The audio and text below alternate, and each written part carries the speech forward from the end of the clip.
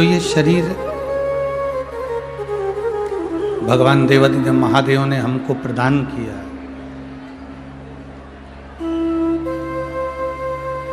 ये कोई साधारण सा शरीर नहीं है।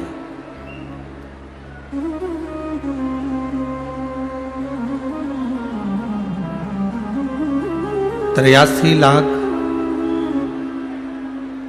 99,999 जब योनियां कट जाती हैं, समाप्त हो जाती है। आवाज नहीं जा रही है, उधर भी नहीं जा रही, इधर भी नहीं जा रही, तो आवाज का देखिए, इधर भी नहीं, सब जगह 83,99,999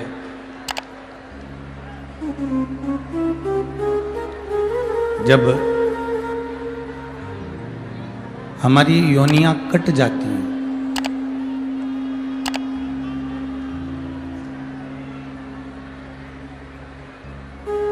हमारी योनियां जब समाप्त हो जाती हैं, तब जाकर 84 लाख में नंबर की जो योनि है,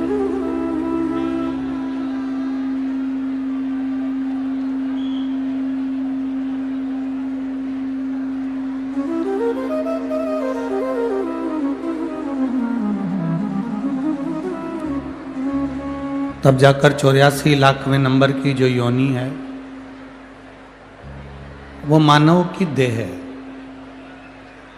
मनुष्य का शरीर है।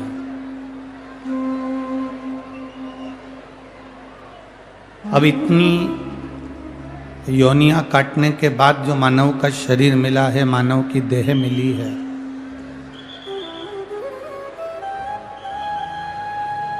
वो व्यर्थ गमाने के लिए नहीं मिली।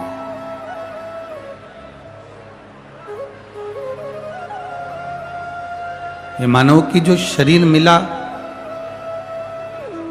83,99,999 योनियां काटने के बाद जो मानव का शरीर मिला, वो व्यर्थ गंवाने का नहीं।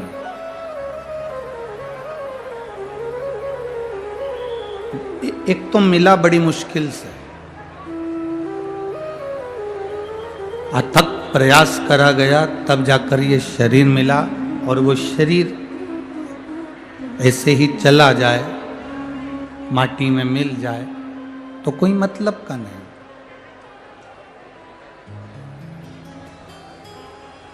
शिव कथा कहती है, बाबा देवादिदेव महादेव का संवाद कहता है, शिव महापुराण की कथा कह रही है, भगवान शंकर का चरित्र कह रहा है। 21,600 श्वास जो प्रतिदिन इस शरीर से निकल रही है, प्रतिदिन।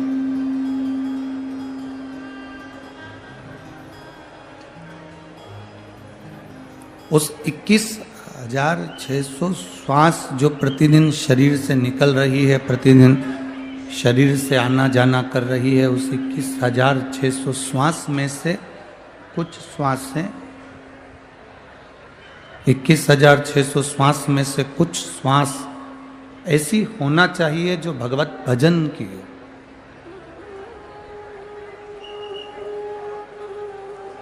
जैसे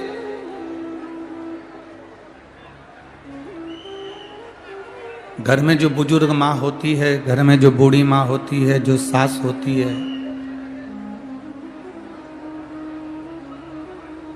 कुछ रकम, कुछ जेवर वो बनाती है, तो ऐसे बनाती है कि वो बात तक काम आ जाए।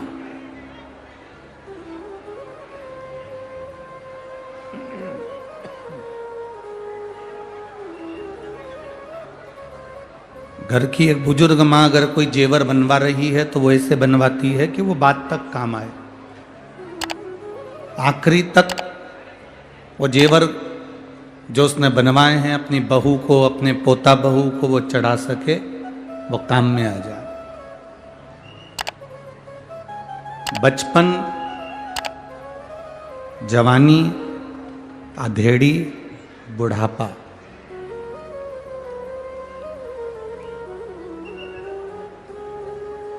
शिव महापुराण एक बड़ी सुंदर बात कहती है कि बचपन में जो आपने भजन किया, बचपन में जो आपने देवादिदेव महादेव को एक लोटा जल समर्पित किया, बचपन में जो आप भगवान शंकर के मंदिर तक गए हो, जवानी में जो आपने भगवान शंकर का भजन किया है, जवानी में जो आप शिव के मंदिर तक गए हो,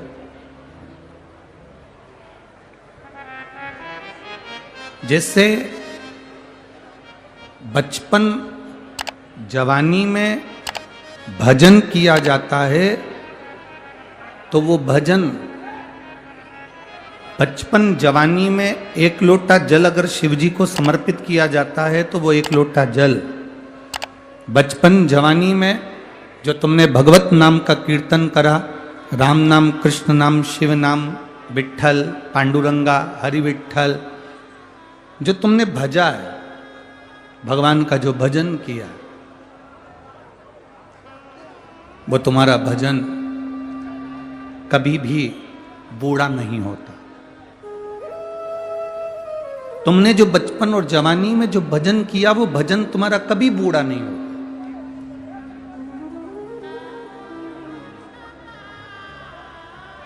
30 वर्ष की अवस्था में, 35 वर्ष की अवस्था में, 40 वर्ष की अवस्था में, 45 वर्ष की अवस्था में जो तुमने कमाया है, जो तुमने मेहनत करी है, 30, 35, 40 वर्ष की अवस्था में जो तुमने कमाया, जो तुमने मेहनत करी, तुम्हारी मेहनत का जो धन होगा, तुम्हारी मेहनत की जो प्रॉपर्टी होगी, तुम्हारी मेहनत का जो प्लाट होगा, तुम्हारी मेहनत की जो जमीन होगी, वो जमीन, वो धन, वो संपदा, वो प्रॉपर्टी, तुम बूढ़े भी हो जाओगे ना, तो जो तुमने 30 वर्ष की अवस्था से लेकर 45 वर्ष की अवस्था में, 50 वर्ष की अवस्था में जो तुमने कमाया है, ये प्रॉपर्टी, ये धन तुम्हारा बुढ़ापे तक तुम्हारा साथ देता है। जो तुमने 30 वर्ष की अवस्था में,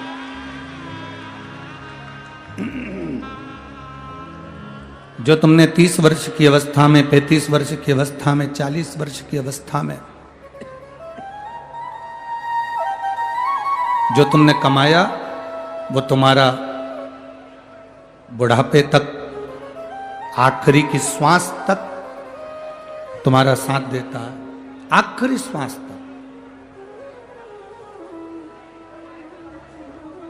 अब जैसे 30 वर्ष की अवस्था में, 35 वर्ष की अवस्था में, 40 वर्ष की अवस्था में, 45 वर्ष की अवस्था में जो तुमने कमाया, वो तुम्हारे अंतिम श्वास तक तुम्हारा साथ देता है।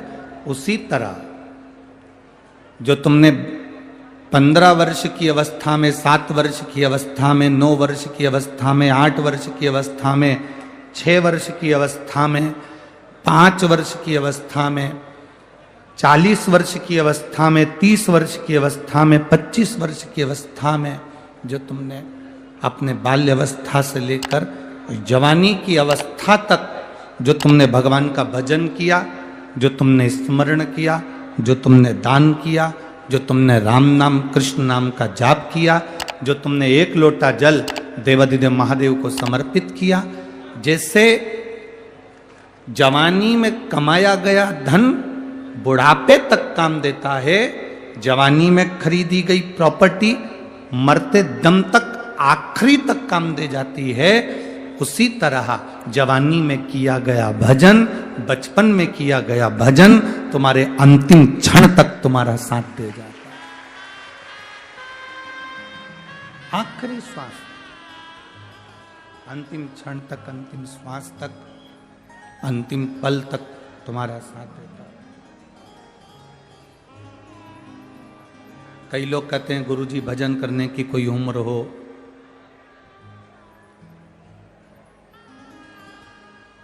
भजन करने की कोई उम्र होती है? जब तुम्हारा मन कर जाए, जब तुम्हारा चित्त कर जाए, जब तुम्हारा हृदय कर जाए, जब तुम्हारा दिल करे, तब तुम भगवान के मंदिर जाओ।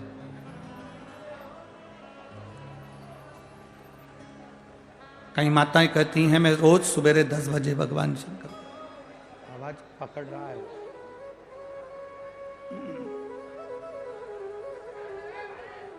कई माताएं कहती हैं मैं रोज सुबह 10 बजे भगवान के मंदिर जाती हूं। कोई कोई कहता है कि हम सुबह 8 बजे भगवान के मंदिर जाते हैं, 9 बजे भगवान के मंदिर जाते हैं, कोई 11 बजे भगवान के मंदिर जाता है।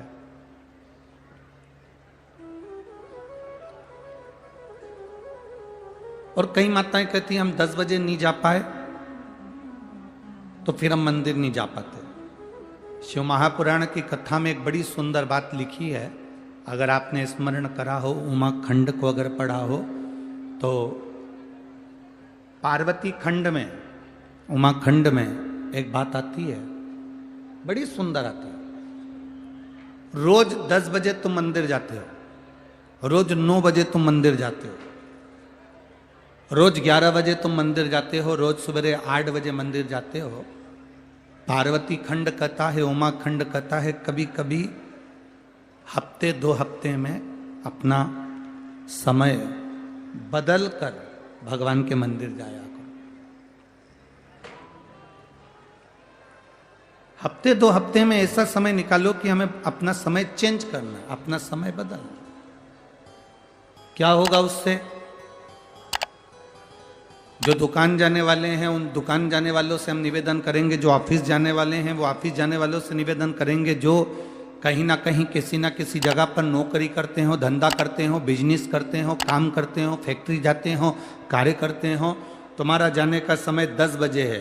कभी प्रयास कर कर सुबह 9 बजे चले जाओ, कभी प्रयास कर कर 10:30 बजे चले गए, कभी प्रयास कर कर आगे पीछे थोड़ा सा समय हफ्ते में 1-2 बार जाकर देखना। अगर आप रोज 10 बजे दुकान पर जाते हो तो कभी एक प्रयास करना कि आज मैं सवेरे 9 बजे दुकान पर जाकर देखूं आखिर होता क्या है। सवेरे 9 बजे फैक्ट्री का मालिक ये विचार करे मैं रोज 12 बजे फैक्ट्री पर जाता हूं, फैक्ट्री का मालिक 12 बजे फैक्ट्री पर पहुंचता है। कभी फैक्ट्री का मालिक अगर 12 बजे की जगह 10 बजे 9 बजे फैक्ट्री पर जाकर खड़ा हो जाए। अपने व्यापार को जो तुम 1 बजे देखते हो, 2 बजे देखते हो, कभी समय चेंज कर कर सुबह 11 बजे पहुंच गए, कभी 10 बजे पहुंच गए। जब वहां जाकर पहुंचोगे तब तुम्हें अंदाजा लगेगा कि वहां तुम्हारे नहीं रहने पर या तुम समय पर जाते हो उस समय तो सब कुछ अच्छा मिलता है, पर जब तुम समय से हटकर जाते हो तो तुम्हें अंदाजा लगेगा कि जो तुम देखोगे कि मेरा कितना घाटा हो रहा है या मेरा कितना फायदा हो रहा है वो तुम्हें सम्मुख में नजर आएगा, वो तुम्हें सामने दिखेगा।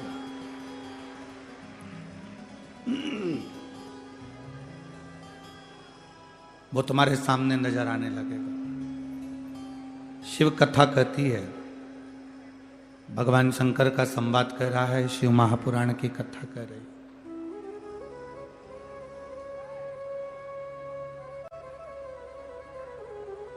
रोज 10 बजे मंदिर जाते हो, रोज 11 बजे मंदिर जाते हो, कभी कभी समय बदल दो। हफ्ते में, 2 हफ्ते में, 15 दिन में, महीने भर में समय चेंज कर दो। क्यों? तो तुम्हें महसूस होगा, तुम्हें लगेगा कि आज मैंने समय बदला, समय चेंज करा, समय थोड़ा बदला है, तो मैं जल्दी महादेव के पास अगर पहुंच गई हूं या मैं कुछ देरी से देवाधिदेव महादेव के पास पहुंच गई हूं तो तुम्हें महसूस होगा कि कहीं ना कहीं महादेव की कृपा तुम पर बरसी जरूर है। थोड़ा बदलना जरूरी है, थोड़ा बदलाव जरूरी।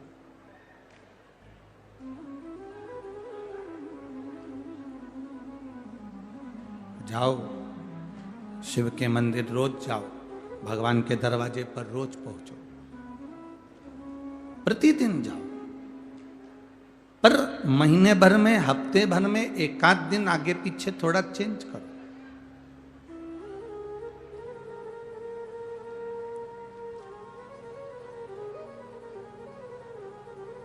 रोज देवाधिदेव महादेव को जल चढ़ाते हो, प्रतिदिन भगवान शंकर को जल चढ़ाने के लिए जाते हो, कभी कभी थोड़ा सा बदलाव कर कर देखिए, थोड़ा सा बदलाव। एक दिन महादेव को जल चढ़ाने के लिए गए, हो सकता है कभी कभी तुम्हारे साथ भी होता हो कि आज लोटा भूल गए, जल भूल गए या कोई बेलपत्र भूल गए, तो फिर करना क्या है? आज अगर हम पात्र लेकर नहीं आए, जल लेकर नहीं आए, लोटा लेकर नहीं आए, मंदिर में नहीं पहुंचे हैं या कोई सामग्री लेकर नहीं आए हैं, तो उस समय पर, उस जगह पर फिर आप प्रयास करना कि जो मंदिर में सेवा मिल जाए, कोई सफाई करने का मौका मिल जाए, झाड़ू लगाने का मौका मिल जाए, बुआरी काटने का मौका मिल जाए, कुछ रंगोली डालने का मौका मिल जाए, तो उसको करने का प्रयास करें, फिर उसको करें। उसका फल आपको मिलेगा। अरे मैंने तेरे ही भरोसे बाबा, तेरे ही भरोसे हवा बिच उड़ती जागी बाबा, डोर तो छड़ी नावे कटी जावागी। मैं तेरी बदन शंभो, मैं तेरी बदन हवा बिच उड़ती जावागी बाबा, डोर हटो छड़ी नावे कटी जावागी। भोले मैं तेरी मदद शंभो, मैं तेरी मदद। जब आप विचार करेंगे, जब आप प्रयास करेंगे, जब आप प्रयास करेंगे, थोड़ा बदलने का प्रयास करेंगे तो बाबा की प्राप्ति होगी। शिव तत्व कह रहा है। भगवान शंकर का एक वर्णन, जैसे आप अपने आप को जितना संसार में खर्च कर रहे हो, 21,600 श्वास जो तुमको मिल रही है और तुम उसको जितना संसार में खर्च कर रहे हो, उस 21,600 श्वास में से थोड़ी सी श्वास जब आप अपने आप को परमात्मा में खर्च करना प्रारंभ करोगे, परमात्मा में खर्च करना प्रारंभ करोगे,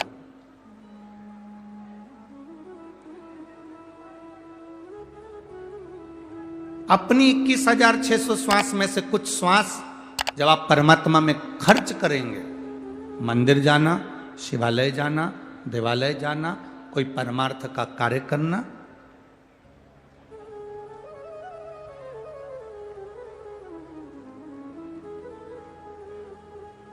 आज हमारे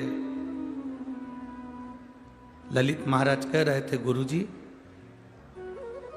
लोग दीपावली के दिन अपना घर का दरवाजा खुला रखते हैं और दिया लगाते हैं दरवाजे पर। हमने 2-4 लोगों से पूछा कि आप अपना घर का दरवाजा खुला रखते हो, दिया लगाते हो दीपावली के दिन, इससे क्या होता है? तो उन्होंने कहा इससे लक्ष्मी आती है।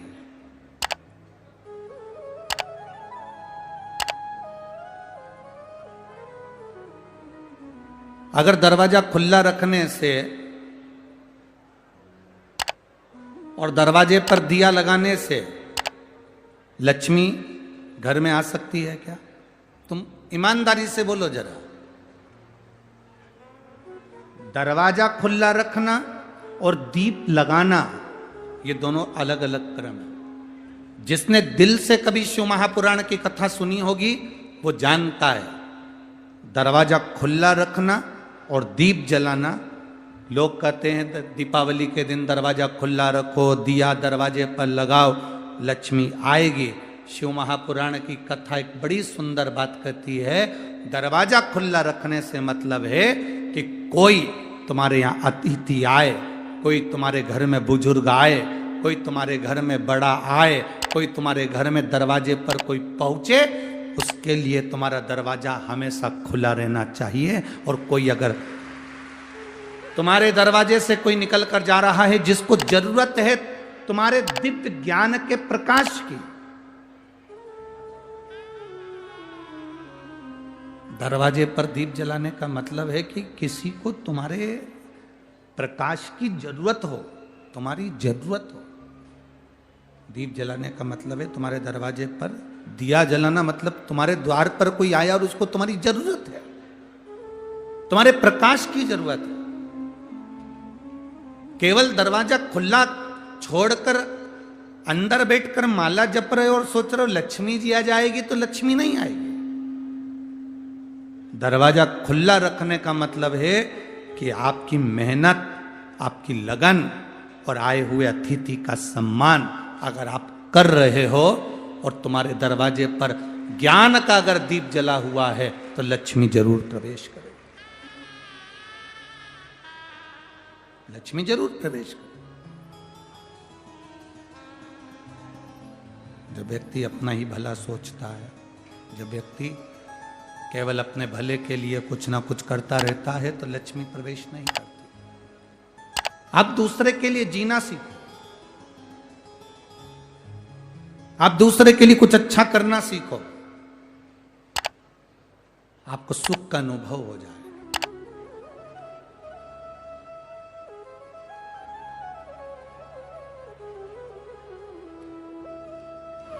आपको एक आनंद का अनुभव हो जाएगा। हमने जब पहले दिन जब हम यहाँ धूलिया नगर में पहुँचे थे और शाम के समय पर जब वो स्वागत का क्रम जब चल रहा था और लोग बहुत सारी भीड़ में बहुत सारे भक्त लोग चल रहे थे, हमने देखा एक भैया जो वो अग्रवाल जी हैं और क्या नाम है उनका, जो हमारे बाजू में खड़े हुए थे उस गाड़ी में, इधर साइड में, इधर तो वो आविष्कार थे और इधर वो अग्रवाल जी थे, क्या नाम उनका, अनूप अग्रवाल।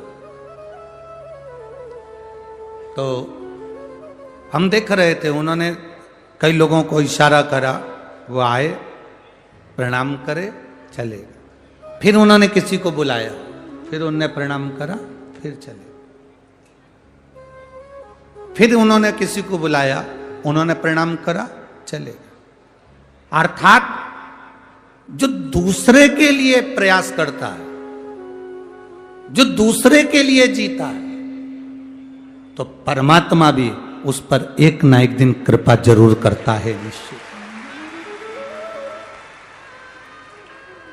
जो दूसरे के लिए जीना सीखा है उस पर परमात्मा की कृपा हुई है, उस पर परमात्मा की दया हुई है।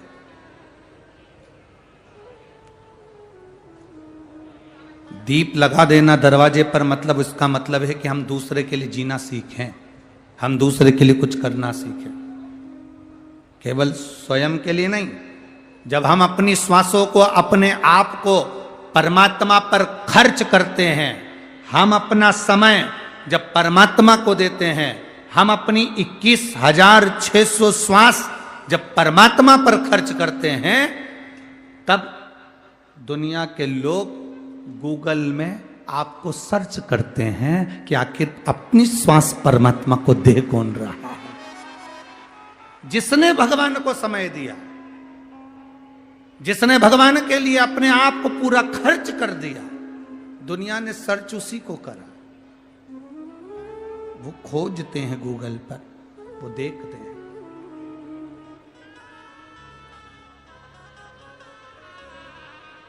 आप लोगों से एक बात पूछें, उत्तर देना रे धूलिया वालों सब।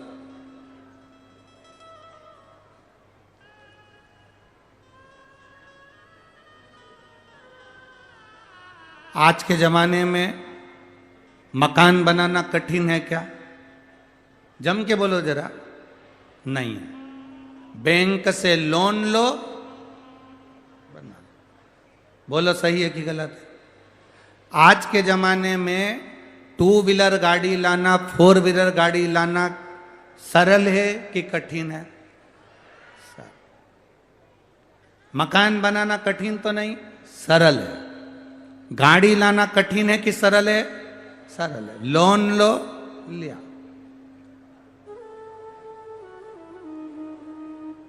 आज के जमाने में मकान बनाना कठिन नहीं है, आज के जमाने में गाड़ी लाना कठिन नहीं है, आज के जमाने में पैसा कमाना, जितनी जितनी महंगाई बढ़ती चली गई, व्यक्ति उतनी मेहनत करने लगा और एक दुकान की 4 दुकान करने लगा, कमाने का तरीका सीखने लगा।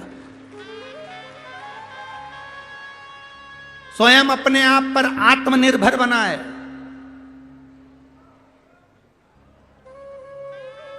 स्वयं कमा रहा है, आत्मनिर्भरता उसने धारण कर ली।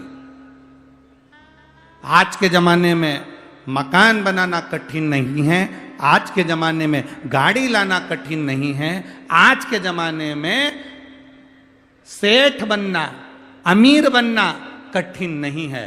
पहले कुछ लोग होते थे जिनके पास में 1-2 लाख रुपए होते थे, लोग उनको लखपति कहते थे, लोग उनको करोड़पति कहते थे। आज इतने पंडाल में जितने बैठे हो ना, जितने इस पंडाल में बैठे हो, मेरे महादेव पर भरोसा रख कर कहता हूं कि आप में से कोई कंगाल नहीं, सब लखपति। किसी के पास में 1 लाख होगा, किसी के पास में 50,000 से ऊपर होगा। लखपति बनने का आज के जमाने में पैसा कमाना कठिन नहीं है, अमीर बनना कठिन नहीं है, बंगला बनाना कठिन नहीं है, दुकान बनाना कठिन नहीं है, कमाई करना कठिन नहीं है। आज के जमाने में गाड़ी लाना कठिन नहीं है, दुकान बनाना कठिन नहीं है, पर आज के जमाने में दुनिया की सबसे कठिन चीज एक है, अपने बच्चों को संस्कारित बनाना।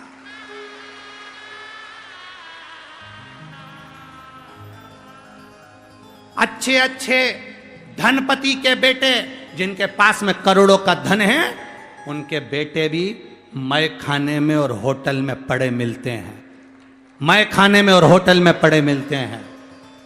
बहुत बहुत करोड़पति के बेटे भी कहीं ना कहीं गलत व्यसन में डूबे मिलते हैं, गलत व्यसन में पड़े हुए मिलते हैं। धन कमाना कठिन नहीं भाई,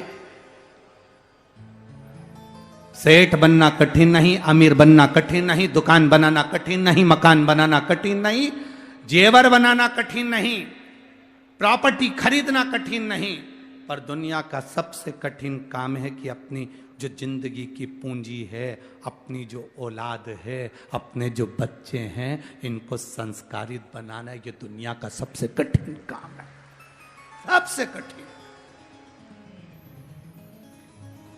आपके बच्चे अगर संस्कारित हैं, आपको प्रणाम कर रहे हैं, आपको नमन कर रहे हैं, आपका कहना मान रहे हैं, आपके मुंह पर कभी मुंह नहीं चला रहे, आप सोफे पर बैठे हो, आपके बच्चे आपकी मर्यादा रखकर खड़े हुए हैं, साथ में नहीं बैठ पा रहे, नीचे बैठ जाते हैं। आपके बच्चे आपके कहने पर चल रहे हैं, आपके बच्चे से आपने कह दिया लोटा उठा जल शंकर जी को चढ़ा के जा, एक बार बच्चे के मुंह से ना निकले मम्मी मैं नहीं चढ़ाने जाऊंगा, मम्मी मैं ये काम नहीं करूंगा, मम्मी मैं ये सामान नहीं लाऊंगा, मम्मी मैं पानी भरकर नहीं लाऊंगा, मम्मी ये काम नहीं करूंगा।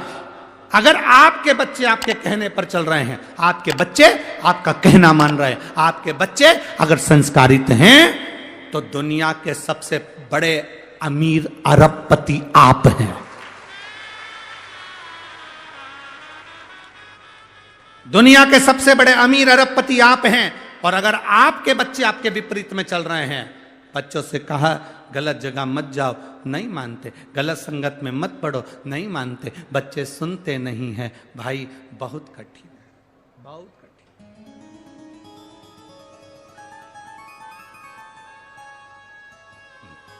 आज इस राष्ट्र को, आज इस भारत की भूमि को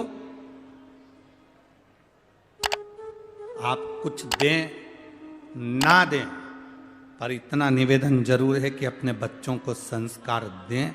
अगर बेटा बेटी संस्कारित होंगे तो ये राष्ट्र, मेरा भारत, सनातन धर्म फिर मजबूत हो जाएगा। घटेगा, ये घटेगा नहीं। इस राष्ट्र को मजबूत करने के लिए हमें अपना संस्कार देना जरूरी है, अपने बच्चों को संस्कारित बनाना जरूरी है, अपने बच्चों को श्रेष्ठ मार्ग बताना जरूरी है, अपने बच्चों को नेक पथ तक पहुंचाना जरूरी है। हम क्या दे रहे हैं बच्चों को?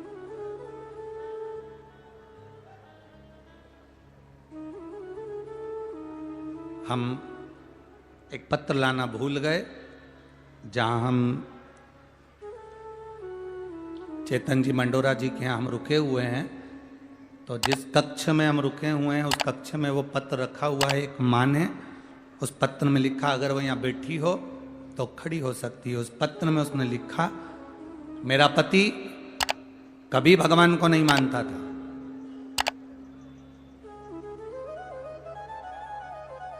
मेरा पति कभी भगवान को नहीं मानता था, हम मंदिर जाते थे तो मना करता था। अब इतना वो नशा करता था, इतना खाने पीने में लगा रहता था कि पूरा घर बर्बाद हो रहा था। तब क्या करा जाए? तब क्या करा जाए? अब हम हमारे पति से बस हमने जिंदगी में एक ही निवेदन करा कि अपन सीहोर चलते हैं, वहां से रुद्राक्ष लेकर आते हैं। हम हमारे पति को जैसे तैसे मना कर सीहोर ले गए, वहां से रुद्राक्ष लिया, उन्होंने वो रुद्राक्ष वहां रखा। हमने कंकर शंकर की पूजन करी, हमारे पति ने वो रुद्राक्ष की पूजन करी और वही रुद्राक्ष मेरे पति ने गले में धारण कर लिया। गुरुजी, आज 2.5 साल हो गए, मेरे पति ने न मदिरा को हाथ लगाया न मांस को हाथ लगाया। वो पत्र जो हम मंडोरा जी के यहाँ रुके हैं, चेतन जी मंडोरा जी के यहाँ, वहाँ रखा है। आज शाम को जाने के बाद हम मंडोरा जी को पत्र दे देंगे, आप भी पढ़ना उस पत्र को, उस पत्र का स्मरण करिएगा। अगर पक्की दृढ़ता आपके भीतर है, पक्का भरोसा आपके भीतर है, पक्का विश्वास आपके भीतर है, तो आप जिंदगी में कभी हार नहीं सकते। आपका विश्वास, आपका भरोसा आपको बल प्रदान करता।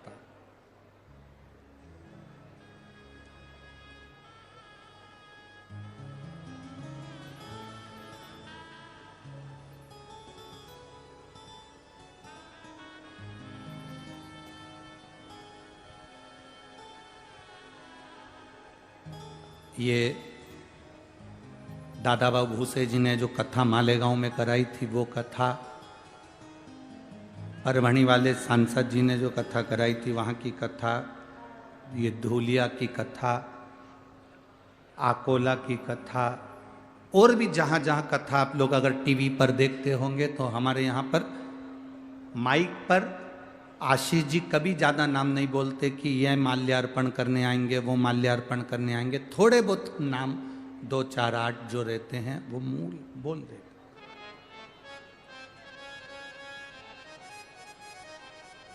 एक माला, एक प्रणाम और एक प्रशंसा। आप भी बोलो, कितनी चीज है? 3। पहली, जम के बोलो जरा, माला। दूसरा, प्रणाम, प्रणाम करना, नमन करना। और तीसरा, प्रशंसा।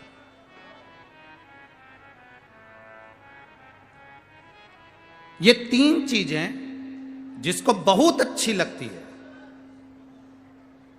जिसको बहुत अच्छा लगता है कि लोग मुझे प्रणाम करें, दुनिया के लोग मुझे नमन करें। दक्ष प्रजापति को महादेव ने प्रणाम नहीं करा था, और दक्ष प्रजापति को सबने प्रणाम करा, पर महादेव ने नहीं करा। ये दक्ष प्रजापति के भीतर होना था कि सबने प्रणाम करा, मेरे जमाई ने प्रणाम नहीं करा तो मुझे श्राप नहीं देना चाहिए, मुझे अपशब्द नहीं कहना चाहिए। पर जिसको प्रणाम करवाने का शौक होता है, वो एक न एक दिन बर्बादी के कतार पर आकर खड़ा हो जाता है। बर्बादी की कतार पर आकर खड़ा हो जाता है। दूसरे नंबर पर माला ज्यादा ना पहने, ये अहंकार उत्पन्न कर देती है।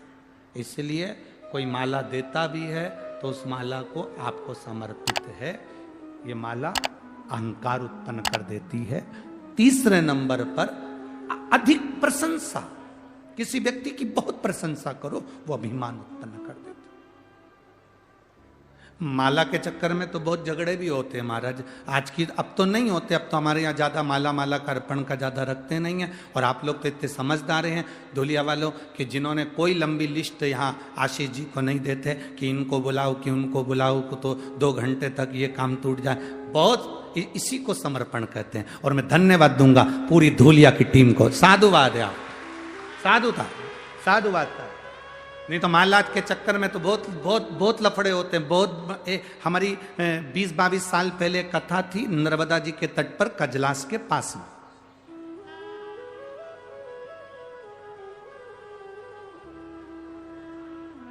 अब नर्मदा जी के तट पर कथा, अब 22 साल पहले तो कथाएं इतनी विस्तार से होती नहीं थी, छोटी मोटी कथाएं होती थी, तो नर्मदा जी के तट पर हो रही थी। अब जहां कथा करने गए थे वहां पर इसमें का तखत नहीं था। अब नर्मदा जी के घाट पर कहां तखत आए, पूरे घरों में देख लिया गांव के, तो कहीं पर तखत नहीं मिला। 22 साल पहले की बात बता रहे, तखत नहीं मिला।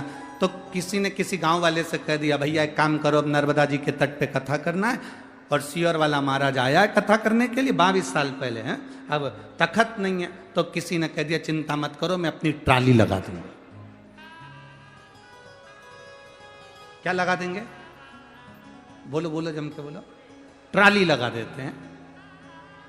अब उसने उसकी ट्रैक्टर लाया, ट्राली लगाई, ट्रैक्टर निकाल के ले गया। अब ट्राली पे उन्होंने चादर वगैरह बिछाई, पोथी रखी, कथा चालू होने वाला दिन, पहला दिन था। माल्यार्पण की लिस्ट उन्होंने लंबी चौड़ी थमा दी और बोलना चालू करा, काका जी आएंगे, बुआ जी आएंगे, फूफा जी आएंगे, ये आएंगे, वो आएंगे, सबका नाम लिया। अब नाम लेने के बाद में पूरे नाम हो गए, इतने में एक व्यक्ति भिनक गया। अब एक व्यक्ति को गुस्सा आ गया, और गुस्सा भी किसको आया, जिसकी ट्राली थी, गुस्सा उसको। एक तो हमारी ट्राली, ऊपर से हमारा नाम नहीं, वो बोला ना चाला, हम तो आंख बंद करके चिंता संतान हंतारो, वो पीछे से ट्रैक्टर ले आया, तो ट्राली में फंसाया।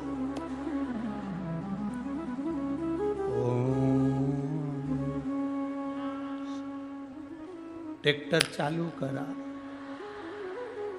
जनता बैठी, हम आंख बंद करके, स्तुति में हम आंख नहीं खोलते, तो हम आंख, चिंता संतान।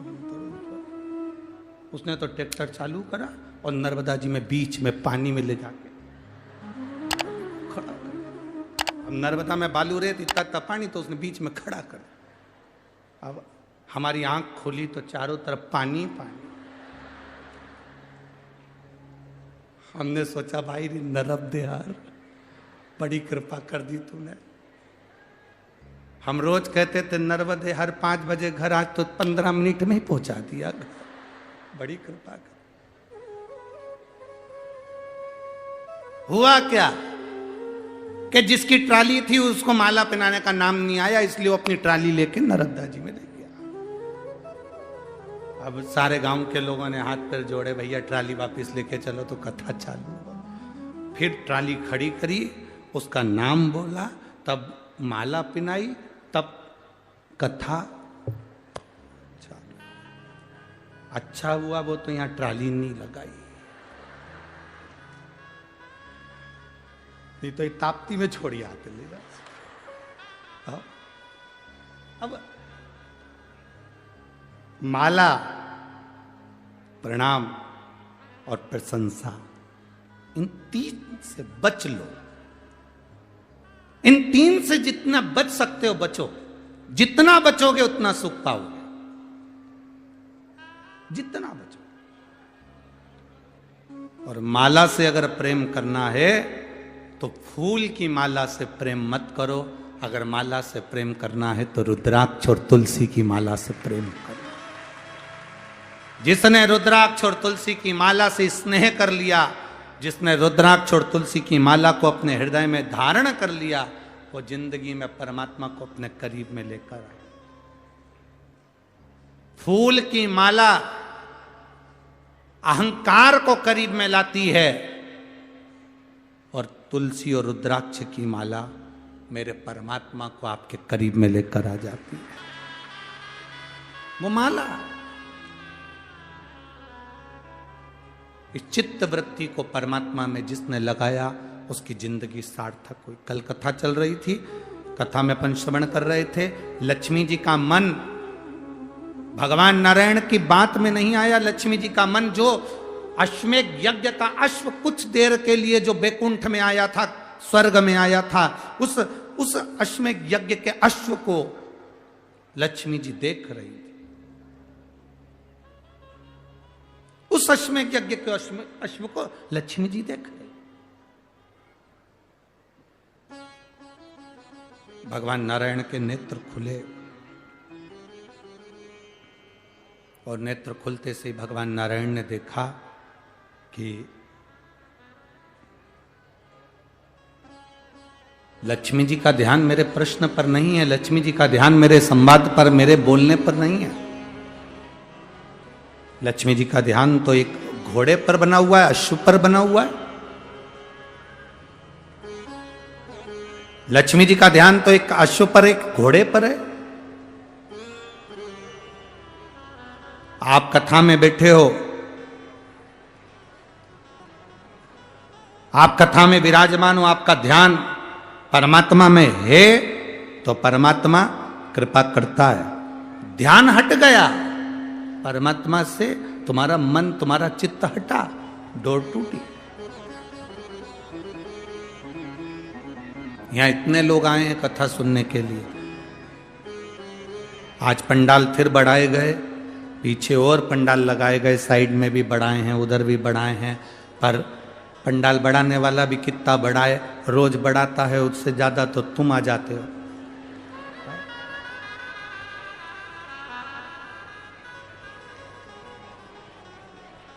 वो तो महाराष्ट्र की पुलिस प्रशासन को, यहाँ के collector, SP, SSP, DSP, SDM, TI सभी को, और जो पुलिस बल लगा हुआ है उसको बहुत बहुत धन्यवाद देते हैं, जो उन्होंने पूरी रोड को संभाल रखा है। बाहर और अंदर हर जगह पर आप लोग संभाले हुए हैं, उसके लिए बहुत बहुत साधुवाद है यहाँ के प्रशासन को। नहीं तो हाईवे थोड़ी देर में अगर इतने लोग जाए आए तो वो जाम हो जाए, परंतु उन्होंने सुचारू रूप से वो चल रहा है। इसके लिए पुलिस प्रशासन को बहुत बहुत साधुवाद, बहुत बहुत धन्यवाद। बाबा की कृपा है आप लोगों पर। मन को लगाना है शिव में। लक्ष्मी जी ने अपने मन को नहीं लगाया भगवान नारायण की बातों में। जिसने श्रेष्ठता से, मन से, हृदय से, चित्त से शिव महापुराण की कथा को अपने अंदर उतार लिया, उसकी जिंदगी सार्थक हो गई। जो उतारने के बाद भी अपने जीवन को दोहरी जिंदगी में जीता है, वो फिर नष्ट हो गया। दोहरी जिंदगी किसको कहते हैं थोड़ा समझिएगा। आप देवादिदेव महादेव को जल चढ़ा रहे हो, आपका चढ़ाया गया जल आपको अच्छा लग रहा है और दूसरा अगर जल चढ़ा रहा है तो उससे आप नफरत कर रहे हो, वो श्रेष्ठता नहीं। इसको दोहरी जिंदगी कहते हैं, इसको दोहरा कर्म कहते हैं, इसको दोहरी भाव कहते हैं, दोहरी दृष्टि कहते हैं। आज के जमाने में प्रत्येक व्यक्ति दोहरी जिंदगी जी रहा। अपना बेटा अगर अच्छे नंबर से पास हो गया और पड़ोसी के बेटे के 2 नंबर, 5 नंबर, 10 नंबर ज्यादा आ गए, तो अपना बेटा पास हुआ तो पड़ोसी का बेटा अच्छे नंबर से पास हो गया, तो दोहरी जिंदगी में फिर कह दिया उसकी तो वहां पर पहचान होगी, पैसे वाला है, थोड़ा पैसा दे दिया होगा, इसलिए काम हो गया होगा। दोहरी जिंदगी है, दोहरी जिंदगी। मक्खी दूध में गिर गई, थोड़ा सा दूध था, तुमने फेंक दिया। मक्खी घी में गिर गई,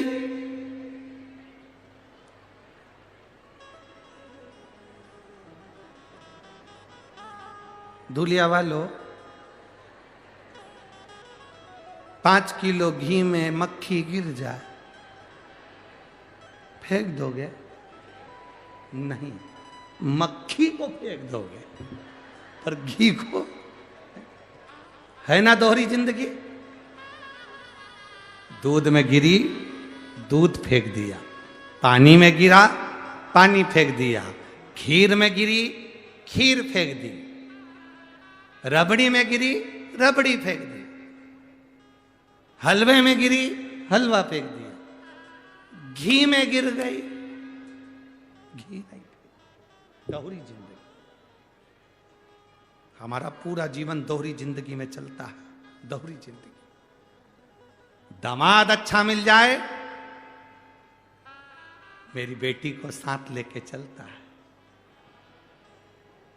इतना दामाद अच्छा मिल जाए तो पूरे मोहल्ले में किया है, पूरे धूलिया में, कॉलोनी में, सोसाइटी में, मेरा दामाद इतना अच्छा, मेरी बेटी को तो पलक पावड़े पे रखता है, इतना बढ़िया रखता है, इतना अच्छा नेचर मेरे दामाद का, मेरी बेटी के देना वैसा करता है। मेरा दामाद जैसा दुनिया में किसी का दामाद नहीं होगा, मेरी बेटी के पेट का पानी नहीं हिलने दे, ऐसा दामाद साथ लेकर जाए, मिलाने लाए, मिलाने कर ले जाए, हर हफ्ते 2 हफ्ते में फोन लगाए, हफ्ते 2 हफ्ते में मुझे मिलाने लेकर आए। मेरे दामाद जैसा दामाद नहीं हो सकता। अब जैसा तुम्हारा दामाद कर रहा है, वैसा कि वैसा ही तुम्हारा बेटा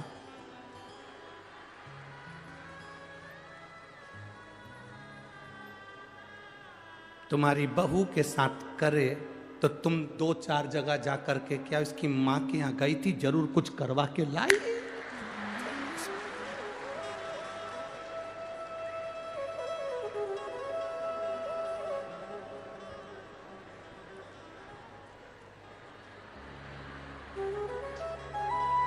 सही है कि गलत है ना दोहरी जिंदगी। दामाद करे तो बहुत बढ़िया, दामाद बेटी को घुमाए तो बहुत बढ़िया, दामाद बेटी को होटल ले जाए तो बहुत बढ़िया, दामाद बेटी को कपड़े दिलाए तो बहुत बढ़िया, दामाद बेटी को रकम दिलाए तो बहुत बढ़िया, दामाद बेटी के साथ में अपने ससुराल आए तो बहुत बढ़िया, और तुम्हारा बेटा तुम्हारी बहू को घुमाए तो बुरा, तुम्हारा बेटा तुम्हारी बहू को रकम दिखाए तो बुरा, तुम्हारा बेटा तुम्हारी बहू को साड़ियां दिलाए तो बुरा, और तुम्हारा बेटा तुम्हारी बहू के घर चले जाए तो बुरा। फिर दे दोहरी जिंदगी क्यों जी रहे हो? ये दोहरी जिंदगी किसके लिए जी रहे? भगवान मेरी बेटी को ऐसा दामाद देना, खूब अच्छे से रखे, तो जैसे तुमने प्रार्थना करी वैसी प्रार्थना तुम्हारी बहू की मां ने भी करी थी। भगवान मेरी बेटी को ऐसा घर देना, बड़े प्रेम से रख। अब तुम्हें बुरा क्यों लगता है? फिर क्यों कहीं कहीं जाती हो? भगवान मंदिर पहुंच गई, देवालय पहुंच गई, शिवालय पहुंच गई, ना जाने कहां कहां जाकर, ना जाने किस किस से पूछ रही है। हमारी जरूर बहू ने कुछ करवा दिया है, जब से मायके से आया वो 2-4 दिन 8 दिन में मायके पहुंच जाती है, इसको भी ले जाता, साथ में मेरा बेटा उसको कपड़े दिला रहा, सामान दिला रहा, रकम दिला रहा। अरे अगर तुम्हारा बेटा तुमको भी सम्मान दे और तुम्हारी बहू को भी सम्मान दे, तो उसमें प्रसन्न तुम्हें होना चाहिए कि कम से कम मेरे बेटे में मेरे संस्कार आए, मेरे बेटे में मेरे संस्कार है। बहुत ध्यान देना, बेटा अच्छा निकले तो तुम्हें स्वर्ग देगा, बेटी अच्छी निकले तो तुम्हें बैकुंठ देगी, पर बहू अच्छी निकल जाए तो तुम्हें कहीं जाने की जरूरत नहीं है, तुम्हारा घर झोपड़ा भी होगा तो स्वर्ग बना देगी। अगर बहू अच्छी निकल जाए तो तुम्हारा झोपड़ा जैसा मकान भी होगा तो स्वर्ग बना देगी, और अगर बहू अगर गलत निकल जाए तो तेरी 4 मंजिला बिल्डिंग को भी तेरे रहने के लिए नरक बना देगी। आंख में से 24 घंटे आंसू झड़ेगा, 24 घंटा आंसू, 24 घंटा दोहरी जिंदगी जीना। शिव महापुराण की कथा कभी नहीं कहती कि दोहरी जिंदगी जियो। शिव महापुराण की कथा कहती है आप जो कर रहे हो उसमें श्रेष्ठता आपकी देखिए, आप दूसरे में उसमें गलत ना देखें, दूसरे में भेद ना देखें। बेटी अच्छी रहे ये हर माँ कामना करती है, बेटी सुखी रहे ये हर माँ कामना करती है। उसी तरह आपके घर में भी आपके बेटे की जो बहू आई है अगर वो सुखी रह रही है तो ये उसमें उसकी माँ की कामना होगी। आप जैसे कामना करते हो वैसे वो भी कामना करती होगी कि मेरी बेटी सुखी रहे। सर्वे भवन्तु सुखिनः। हमारी बात का कई माताओं को बुरा लगेगा, उन्होंने रिमोट से टीवी बंद कर दी होगी पक्का, पर अपने को कोई फर्क नहीं पड़ता। खाया बिना रह जाऊं पर बोला बिना, इसलिए जो अच्छा लगे वो बोलो। आपको समझने की जरूरत है, अगर आपका दामाद आपको अच्छा लगता है तो आपकी बहू का जो पति है वो भी किसी का दामाद होगा, इसलिए उसका भी आदर और उसका भी समर्पण बहुत जरूरी है, बहुत जरूरी।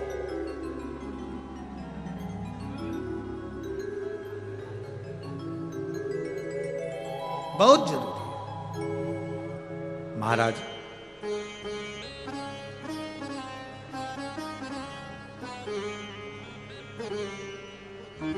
शिव कथा कर रही है, लक्ष्मी जी मन को ना लगा पाए, उनका ध्यान भटका था, अश्व को देख रही थी, घोड़े को देख रही। जब अश्व को देख रही हैं, घोड़े को देख रही हैं, भगवान नारायण ने नेत्र खोलकर देखा तो लक्ष्मी जी क्या घोड़े पर ध्यान था, तो लक्ष्मी जी को देखकर भगवान नारायण को क्रोध आ गया और उन्होंने कह दिया लक्ष्मी मेरा श्राप है तुझे,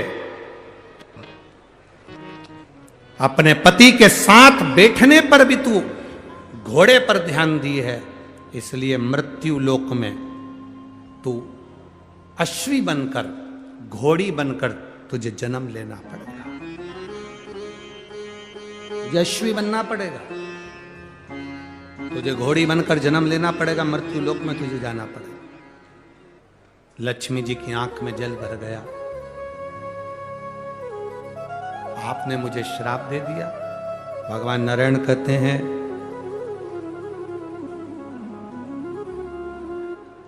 पति के साथ में होने पर, पति जब बोल रहा है, बात कर रहा है, धर्म पत्नी जब बात कर रही है, उसमें तुम्हारा ध्यान भटकना नहीं चाहिए। शिव महापुराण एक बड़ी सुंदर बात कहती है, जब तुम्हारे घर में कोई अतिथि आए, तुम्हारे घर में कोई मेहमान आए, तुम टीवी पर मोबाइल पर कथा सुन रहे हो तो टीवी मोबाइल चलने दो।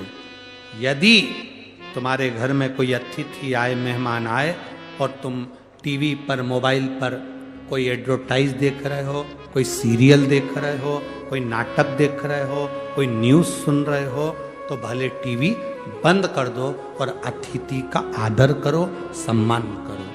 हम गलती क्या करते हैं, अतिथि आता है, टीवी चलती रहती है और आप उस टीवी में अपना मन लगा कर रखते हो और अतिथि का आदर नहीं कर पाते, सम्मान नहीं कर पाते। उस समय पर तुम्हारा ध्यान उस अतिथि में होना चाहिए। लक्ष्मी तुमने गलती करी, जब पति के साथ बैठी हो, पति के साथ रह रही हो, पति के साथ बात कर रही हो और तुम्हारा ध्यान इस अश्व में चले गया, इस घोड़े में चले गया, मैं तुम्हें श्राप देता हूं, पृथ्वी पर तुम्हें अश्वी बनकर जन्म लेना पड़ेगा, घोड़ी बनकर जन्म लेना पड़ेगा। लक्ष्मी जी हाथ जोड़कर पति के चरणों में नमन करने लगी, आप मुझे क्षमा करो। नारायण कहते हैं तुम्हें जाना पड़ेगा और आज का दिन तुम मृत्यु लोक में जाओगी, पर कल तुम्हें अश्वी बनकर जन्म लेना ही है। लक्ष्मी जी उसी समय पर वैकुंठ से, स्वर्ग से पृथ्वी पर आ गई। जब पृथ्वी पर लक्ष्मी जी आई, लक्ष्मी जी ने देखा, जैसे पृथ्वी पर आकर लक्ष्मी जी देख रही कि बहुत घोर अंधेरा है, भयंकर अंधेरा।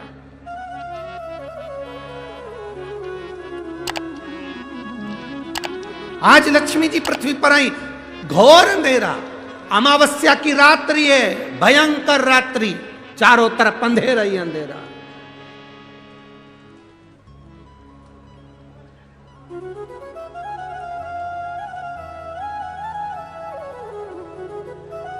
लक्ष्मी जी पृथ्वी पर आते से मृत्यु लोक में जब भ्रमण करने लगी, और भ्रमण करते करते लक्ष्मी जी ने विचार करा मैं कहां जाऊं, एक रात्रि की बात है, आज मैं इस अंधेरे में कहां जाऊंगी। रात्रि का समय था, लक्ष्मी जी भ्रमण करती हुई चारों तरफ देख रही थी, सबके दरवाजे बंद थे, सबकी खिड़कियां बंद थी, सबका द्वार बंद था, कहीं लक्ष्मी जी को जाने की जगह नहीं मिली। एक दरवाजा खुला था और वहां पर एक मिट्टी का दिया जिसमें से प्रकाश टिमटिमा रहा था। लक्ष्मी जी उस घर के अंदर प्रवेश करी। एक बूढ़ी मां बैठी कपड़े को सिल रही थी।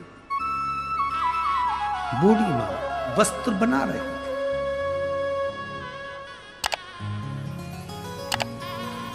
एक बूढ़ी मां वस्त्र बना रही है, एक बूढ़ी मां कपड़े को सिल रही है।